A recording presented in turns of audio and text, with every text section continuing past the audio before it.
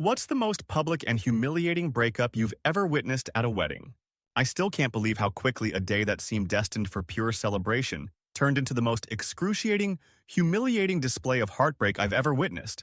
You probably wouldn't believe me if I told you all the details, but I was there, in the front row, feeling my stomach twist into knots as I watched a bride in a pristine lace gown hurl her bouquet across the room in a fit of rage. Moments later, the groom, his face flushed and hands trembling, shouted so loudly that the microphone he held screeched with feedback, cutting right through the stunned silence that had fallen over the entire hall. The guests, once full of laughter and gentle murmurs, now stared in stunned disbelief, a few of them instinctively backing away, as if the tension might explode into something physical. And oh, how it almost did. I'm getting ahead of myself, though. To truly understand why I'm writing this, you need to know how it all started, and how that day, which had begun so peacefully, spiraled so fast into a chaotic wreck. A week ago, if you'd told me I'd end up watching a wedding meltdown so volatile it put the wildest soap operas to shame, I would have scoffed. Christine and Daniel were supposed to be that couple. Everyone said so. The ones that embodied the perfect story of love conquers all. Christine had that earnest brightness in her eyes whenever she looked at Daniel. He was always so thoughtful and so ready to shield her from any negativity.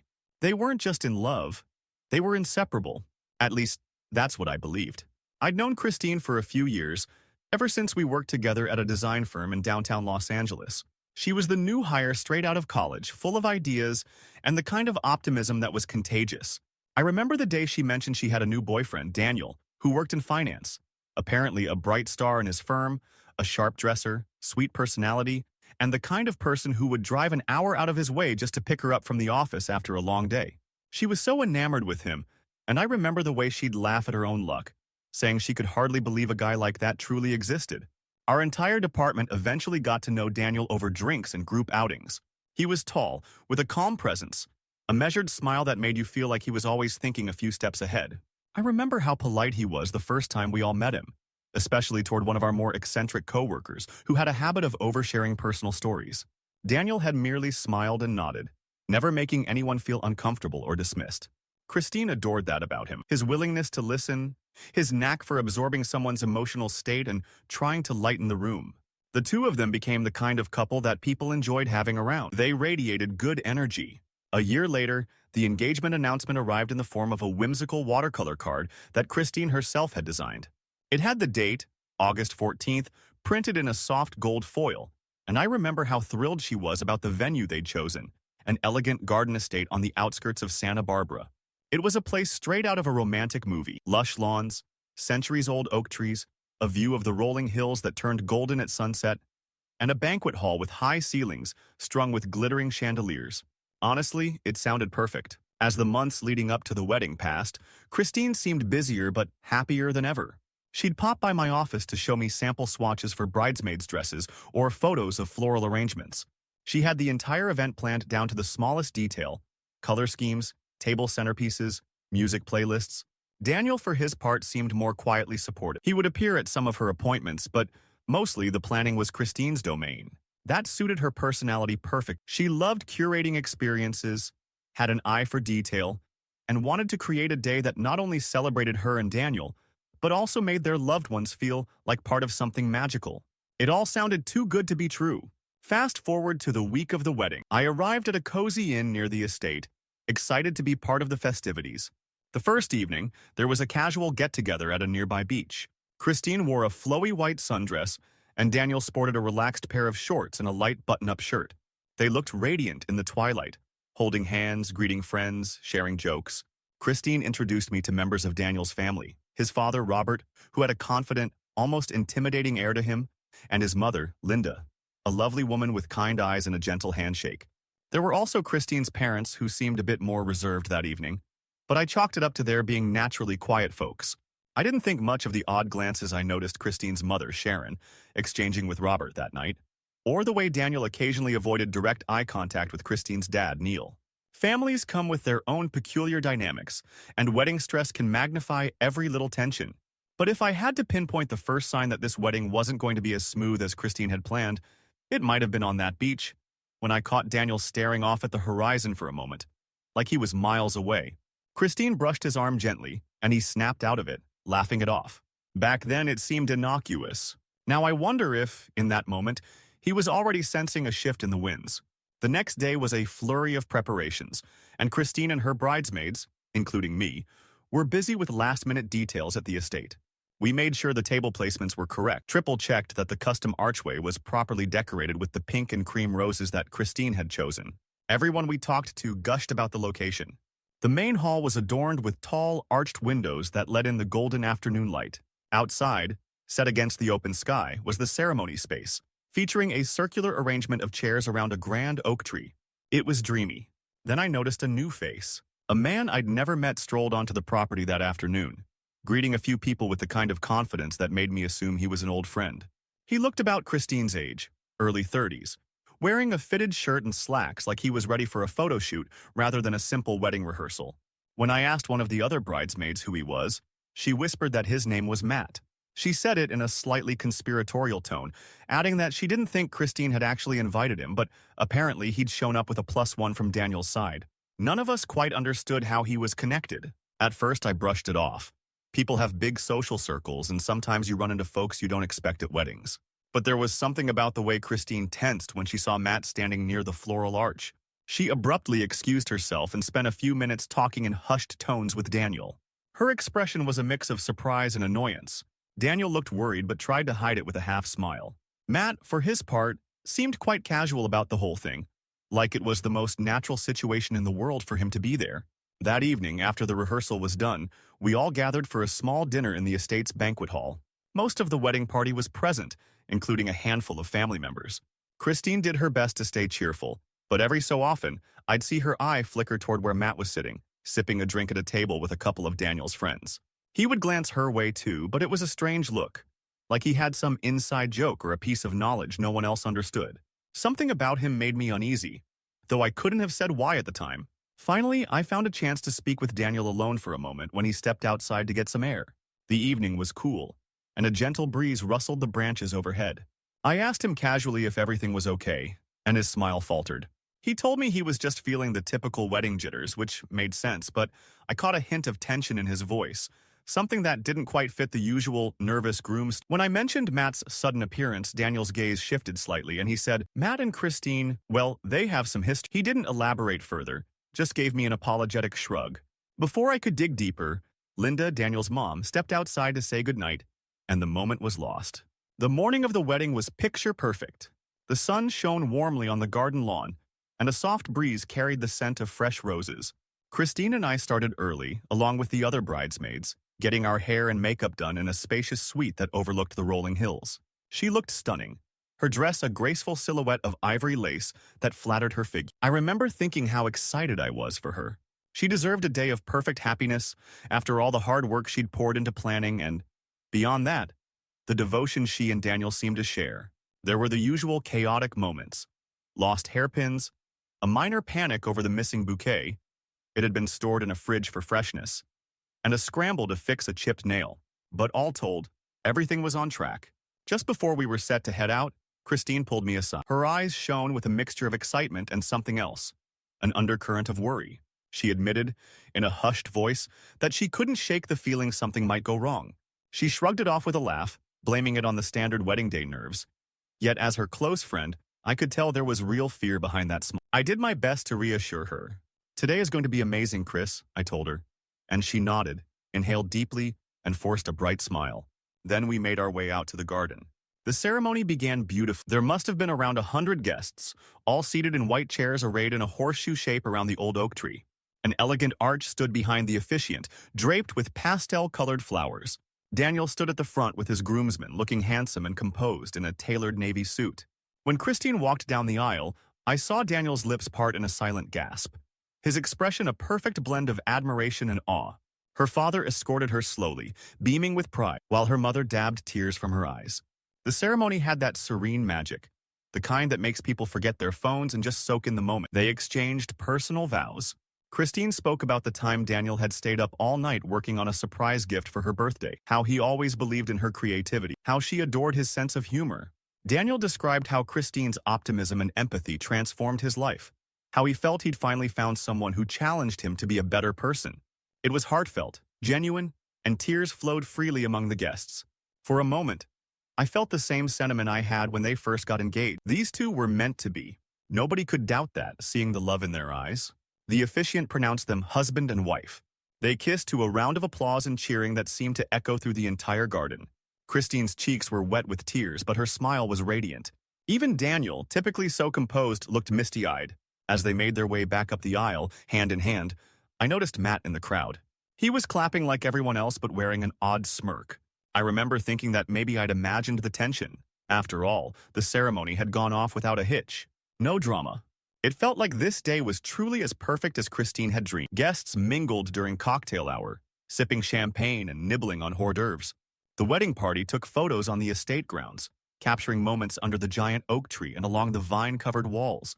There were bursts of laughter as the groomsmen tried to help Daniel with an awkward pose, or as the bridesmaids teased Christine about how flawless she looked in every shot. Through all of it, Christine seemed to glow, and Daniel was all smiles at her side.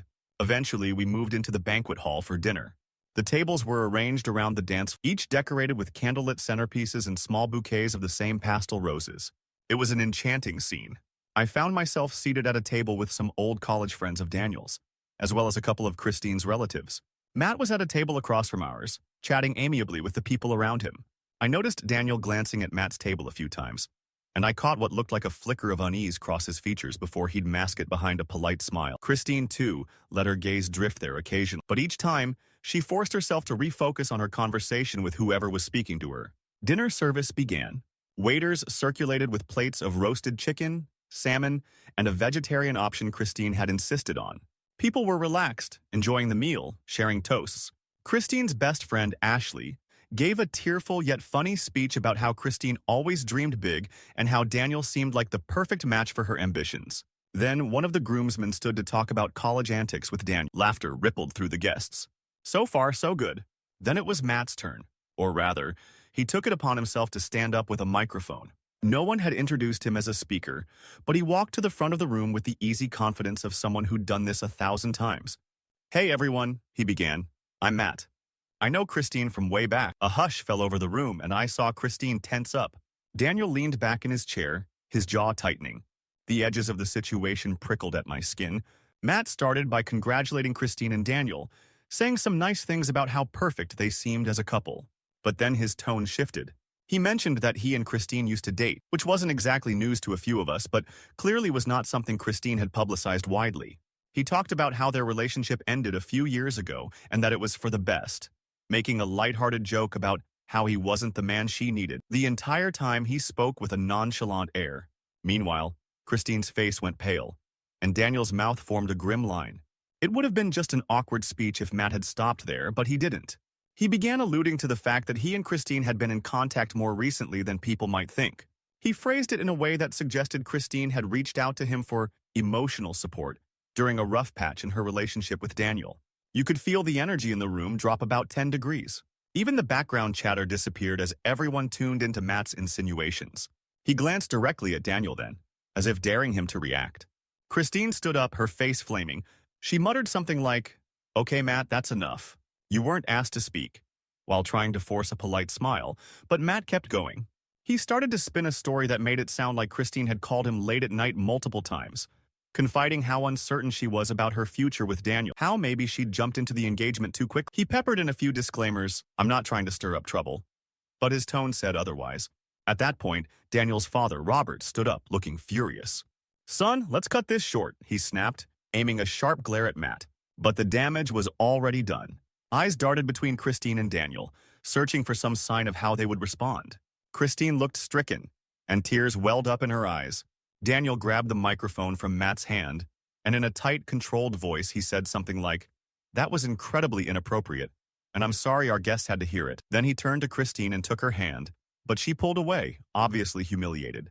The room was so silent, you could hear the chandeliers humming with electricity. Christine's lower lip trembled, and she managed to whisper, "I never wanted that to come out like this." Daniel's expression hardened. He stepped back, releasing. He asked her quietly, "So it's true?" Christine, in her panic, didn't respond right away, which only deepened the suspicion swirling through the air. People started murmuring. Christine's mother tried to stand and intervene, but Robert motioned for her to stay put. That's the moment I remember so vividly. Daniel and Christine standing there, microphone cords tangled between them, the entire wedding party looking on in shock, Matt calmly crossing his arms near the head table. Then Daniel spoke again, his voice shaking with anger. "You told me you'd cut ties with him? Completely. You promised you weren't talking to him any." Christine pressed her lips together. I could see the tears on her cheeks. "I did." I stopped. "It was only for a little while, just after that fight we had. I needed someone to talk to, and you shut me out." Matt decided he wasn't done playing his part. "Come on, Christine, don't throw me under the bus. You said you weren't sure about marrying him. Isn't that what you told me?" By now, the crowd was practically gasping. A few guests stood up, as if ready to intervene. Friends and relatives of Christine turned on Matt, hissing at him to shut up. On Daniel's side, I saw confusion and betrayal in everyone's eyes. And that was it. The final straw came when Daniel shouted into the microphone, voice trembling. "Why didn't you just tell me you still had doubts? Why did you do this?" Christine attempted to explain, but words failed her. She just repeated, "I'm sorry," over and over, tears streaming down her face. Then, in a moment so surreal it felt scripted, Daniel dropped the microphone. The echo reverberated across the hall. He tugged at the collar of his shirt like he couldn't breathe, then tore off the boutonniere pinned to his jacket. The look in his eyes was devastation, anger, and heartbreak all at once. I can't do this," he muttered. Christine, her hair falling out of its perfectly coiffed style, tried to grab his arm. "Wait, Daniel, let's just talk. Please, we can fix this." But he pulled away, stumbling backward, almost tripping on the edge of a table. Suddenly, the music, which had been playing softly, cut off, leaving just the stunned gasps of the guests. Someone knocked over a champagne glass and it shattered on the floor, punctuating the heavy silence. That's when Daniel's father attempted to step in. But Daniel exploded in frustration, barking, "Don't make this worse, Dad!" Robert froze, clearly torn between wanting to protect his son and not knowing how to handle the unfolding catastrophe. Christine's mother reached for her daughter, but Christine pushed her away gently, the heartbreak so evident on her face that I felt a sting in my own chest just watching it. Then came the part that I can't erase from my memory no matter how hard I try. Christine turned to Daniel, all composure gone, and in a voice that cracked she said, "I never stopped loving you. I never meant—" She never finished the sentence because Daniel let out a strangled laugh, bitter and pain. "You never stopped loving, but you couldn't tell me the truth?" He took a deep breath, like he was about to say something final, then stopped himself. Instead, he turned and walked toward the exit. At that moment, Christine snapped. She tore the bouquet from the table and hurled it across the room. It crashed into a crystal vase, sending roses and shards of glass scattering. "You're just going to leave?" she cried out. "Daniel, please don't do this in front of everyone." It was the kind of desperate, raw plea that made the onlookers shrink back in second-hand agony. But Daniel didn't turn around. He just kept going, his shoulders slumped. Some people tried to approach Christine to comfort her, but she pushed through them and ran out a side door, tears streaming down her cheeks, white lace train dragging along the floor behind her. Instantly, half the guests seemed to leap from their seats, either to chase after the bride or try to calm the groom. The banquet hall erupted into a chorus of confused voices. The staff looked on helplessly as the wedding fell apart before their eyes. That's the scene I stumbled upon when I followed Christine, hoping to help her somehow. Outside, she was trying to compose herself near the rose garden. Her face was streaked with mascara, and her hands shook so badly she could barely push back the strands of hair stuck to her damp cheeks. "I messed everything up," she cried when she saw me. "I never wanted to hurt him. I was scared, and I didn't want to show that fear. So I ended up talking to Matt." I asked her softly why she had invited Matt at all. She insisted she hadn't. He came as someone else's plus one, but she admitted she hadn't discouraged him from coming once she found out, which in hindsight seemed like a disastrous decision. "He said he wanted to see me happy," she mumbled, almost as if she was trying to convince herself, "but I guess he wanted the opposite. Or maybe he just wanted to prove a point.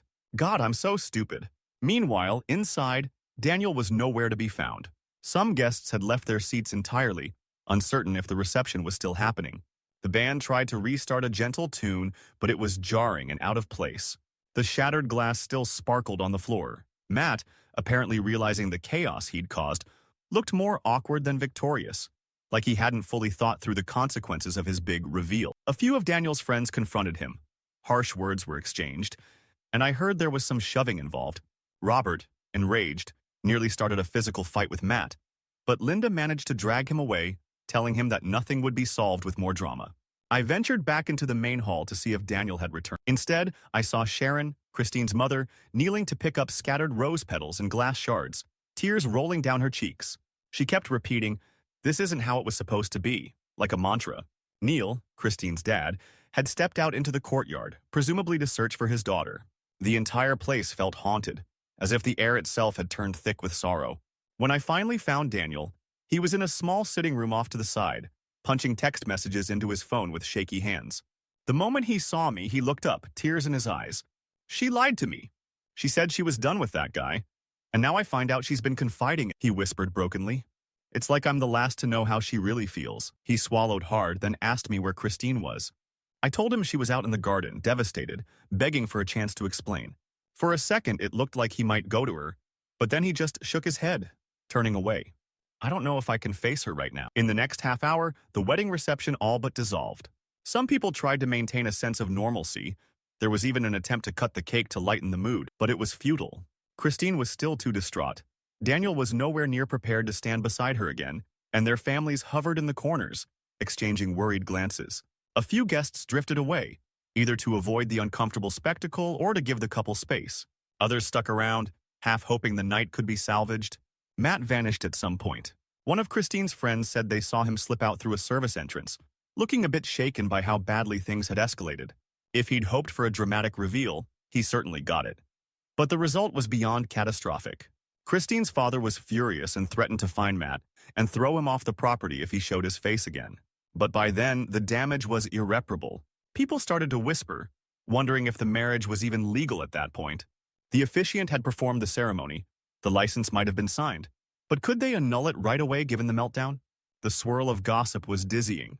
I tried to focus on comforting Christine, who was sitting on a stone bench in the garden, sobbing quietly while her bridesmaids took turns patting her back, wiping her tears, and offering meaningless platitudes like, "It'll be okay," when everyone knew it was anything but okay.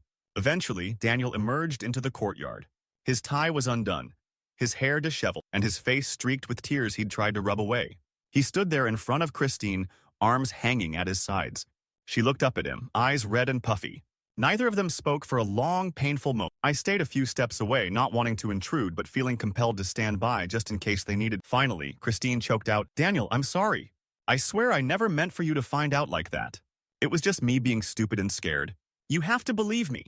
He closed his eyes, inhaling deep. When he spoke, his voice was hoarse. "I don't know what to believe in. I just found out, on our wedding day, that the person I love was confiding in her ex, talking about doubts." His voice cracked. "I feel like an idiot." She reached for his hand, but he took a step back. "Please, we can figure this out," she implored, tears renewing in her eyes. "I love you, Daniel. I chose you. That never changed." But he was shaking his head, and the heartbreak on his face was overwhelming. "I'm sorry," he whispered. I can't do this right now." And with that, he walked away. No final confrontation, no shouts or broken glass this time, just a quiet departure that somehow felt more devastating than any dramatic explosion could have been. Christine let out a sob that echoed in the stillness of the courtyard, and I saw her collapse against her bridesmaids, arms wrapped around herself like she was trying to hold her broken pieces together. That was the official end of the reception. Guests trickled out to their cars, uncertain how to say goodbye or if they should leave well enough alone. The staff politely began clearing tables and trying to salvage what was left, but the spirit of celebration was gone. It's hard to describe the mood, other than to say it was the strangest blend of shock, pity, and exhaustion I've ever felt in a crowd. Nobody knew what to say.